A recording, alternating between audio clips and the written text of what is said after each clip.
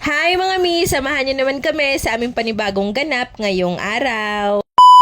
Bili na ako ng pang-requirements ng mga bata para sa darating na pasukan nila ngayong Lunes. Sinama ko na nga rin pala sila Ate Megan at Kuya Zaiden, tapos yung kambal naman iniwanan ko muna sa papa nila. Pero pinatulog ko muna yung kambal bago kami umalis para naman matiwasay din yung pamimili ko at hindi namin kailangan magmadali. Share ko nga din pala sa inyo mga mi na eto din yung first time na ako naman yung magbabayad para sa school requirements nitong mga bata. Iba pala talaga sa pakiramdam mga mino kapag kumikita na tayo ng sariling pera natin. Nakaka-excite bumili lalo na kapag para sa mga bata. Hanggang ngayon, hindi ko din talaga lubos sa kalain na nakakapag-ambag na talaga ako sa asawa ko sa mga gastusin. Kala ko kasi dati aabutin pa ako ng ilang taon bago ako kumita ng sarili kong pera. Kasi nga, diba, kambal nga yung bunsong mga anak namin. Mas lalong hindi ako makakapagtrabaho. Pero alam mo yun, iba pala talaga yung plano ni Lord para sa akin. As the best talaga yung plano niya at sobrang nakaka-amaze. Anyway, eto nga at sinabi ko kay Ate Megan na pumili nga siya dyan sa mga trolley bag. Kasi talaga yan sa pinaka-pinapangarap ko dati nung bata pa ako na sana magkaroon nga ako. Kung man yan naranasan dati, eto't ihihil ko yung inner child ko na gustong-gustong magkaroon yan dati. Nangako ko din to kay Ate Megan na kapag mag-grade 2 na siya, bibilhan ko na siya ng ganyang bag. Ang saya nga ni Ate Megan nung sinabi ko sa kanya, bibili na kami ng mga requirements niya, pati na rin ang gustong-gusto niyang bag. Kuya Zaiden naman, pinaintindi ko na sa kanya na di muna kami bibili ng bag niya. Gawa nang nung nag-aral din kasi siya sa daycare dati, mga 2 months lang yata siya nung nag-aral, tapos nag-stop na, kayong bag niya, bagong-bago pa din talaga. Anyway, si Ate Megan, binilhan ko na nga din pala siya ng bagong school shoes. Bilhan ko nga din sana si Kuya Zaiden, kaso nga lang wala nang available na size ng paa niya. Dahil kompleto na rin naman na lahat ng requirements ng mga bata, eto't nagpa-counter na nga rin ako. Bilang mga may labis yung tuwa ko after nung mabili na talaga namin lahat yan, pati yung bag ni Ate Megan, kasi sabi ni Ate Megan, thank you daw dahil binilhan ko nga daw siya ng ganyang bag. Anyway, eto, bago kami umuwi ng bahay, bumili muna ako nitong lugaw. Yun na yan, kapag nagawi talaga kami dito sa mall, bumibili talaga kami nitong lugaw.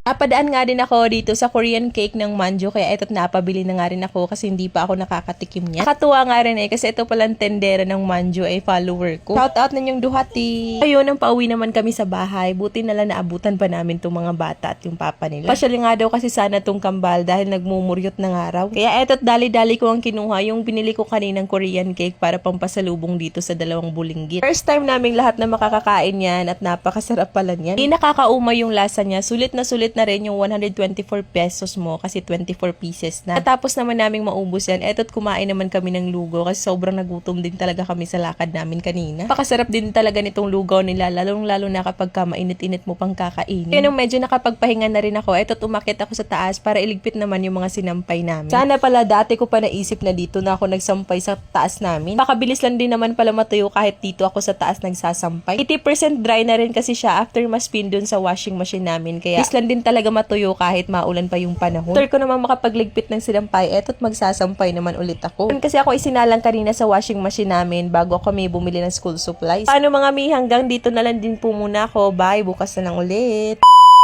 Amoy hotel yung kwarto namin dahil sa room and linen spray na to. First time ko palang talagang gumamit nito at grabe, sobrang nakaka-relax pala talaga kapag yung kwarto natin ay napakabango. Pwede dito sa kusina natin, lalo na after natin magluto ng ulam. Perfect din to para sa mga pillows natin, higaan, sofa bed, mattress, pati na nga rin sa mga curtains. Bukod sa napakabango nito, disinfectant na rin to. Napaka-long lasting din na amoy, kaya mga ngamoy 5-star hotel din talaga yung bahay natin nito. Kaya mahuhumaling din talaga yung mga bisita natin sa amoy ng ating bahay. 185 pesos lang din yan, buy one take one na.